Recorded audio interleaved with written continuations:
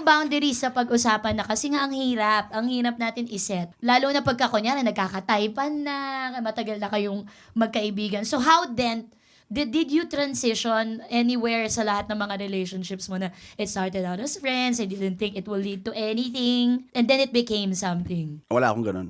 Nanligaw ako agad. You made your intentions clear. Now, Alam dun mo, sa alam na. panliligaw, dun kami naging magkaibigan. Yung kumbaga, the intention was to get to know you and then not to be friends. Na, 'di ba? Not to be friends. Kasi una sa lahat, confusing din 'yun para sa babae. Sa bagay, Tama. oo. 'Di ba? 'Di ba? Ano ba talaga tayo? Oo, para tapos at mapapatanong? the same time, ano na agad yung intensyon, 'di ba? Manliligaw ako sa iyo, hindi na kasi uso ngayon yan, 'di ba? Kaibigan.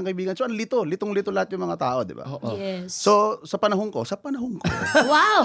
na hanggang ngayon dapat naniniwala ako na dapat clear yung intention mo to begin with. No, para alam ng lahat na nagiging kaibigan kita kasi gusto kitang maging girlfriend, hindi yung kaibigan lang kita. Ngayon, kung ayaw ng babae sa'yo, edi tigilan natin to. Tama. Parang we're old school like that. Oh, no? yeah. Gusto natin malinaw. Malinaw.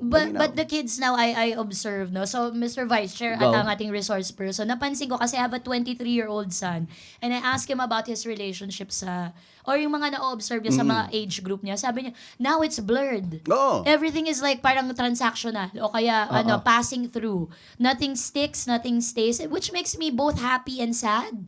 Kasi happy because they are now aware that maraming kinds of relationships. Hindi dapat committed relationship lang ang valid. Pwede ring may mutual understanding. May codependency din na may positive dulot sa dalawang tao.